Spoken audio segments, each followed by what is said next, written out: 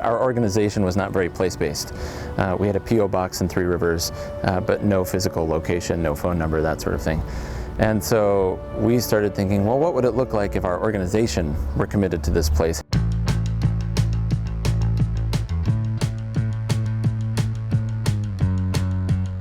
We're at the Huss project, which is a building that our organization, Culture is Not Optional, purchased in 2009 to turn into a community center and residential space. It was an elementary school built in 1919.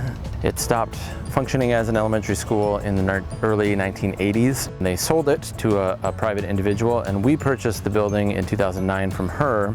So we're at the very beginning of that process of turning the building into a community center. But as we walk through the interior space, I can tell you about some of our ideas for what this space will become. So the main floor would be the space where most of the agencies and nonprofits would be housed and doing their work. And by sharing office space, we can all lower our overhead and use more of our resources for the actual programming that we're trying to do. This room is slated to become a commercial kitchen. So one of our dream events someday when our facility is fully up and running is to harvest things from the garden, bring them in here, cook them, and then serve them in the performance room.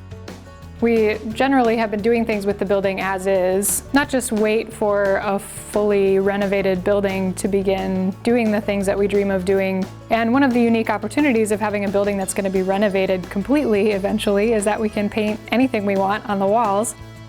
If you look up close, it has these little shrinky-dink versions of local institutions that have become significant for our group.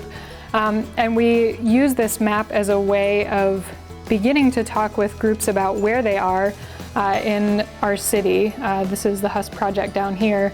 And what it means that the city's really divided into 4 neighborhoods by the rivers, each with their own very distinct demographics. They are very active with the community, especially on that side of town.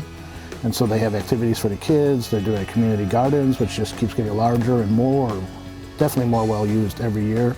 So they're already making a difference in that area and in the city. So we're ecstatic that they're there. We've already done a storytelling series in here. We've also done concerts in this space as part of our annual Future Festival. Future Fest was the name of the one that they were putting on over here, and ours was just called the Back to School Celebration, and we put them together.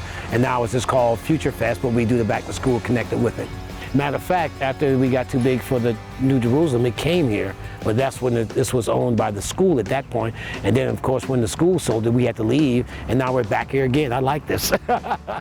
Rob and Kirsten, they have games going on, and then we give away the backpacks to all the kids, and it's just not just for Three Rivers, but it's for the entire county.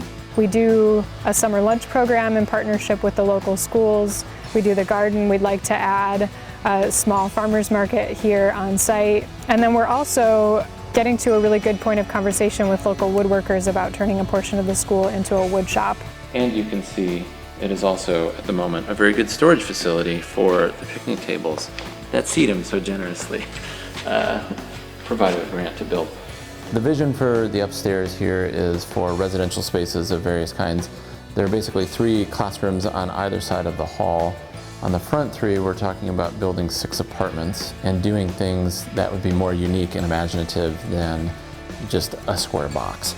The 2 outside rooms will become dorms. We've hosted a number of service learning groups from various colleges in the region, and they come for a week. And if we had our own residential space that they could stay in, that would be helpful. I got involved by going on a service learning trip. I had never heard of Three Rivers. I didn't know anything about it, but I just said, hey, why not? So I spent a week here meeting people and working at the Huss project. That was my senior year of college, and so after graduation I moved down here for a summer internship and stayed here ever since. The city is actually one of the only ones in the county that gained population. Since the last census, over 100 more people now actually live, as opposed, but most places have been shrinking a little bit each census. Because of the Huss School project being here, I think this area is going to be a better area They built some new houses. I'm about community development. I'm about everything that's going to bring value to our city. And so I believe that the Huss School Project brings more value and a sense of awareness on, you know what, we can all get along and have fun, you know?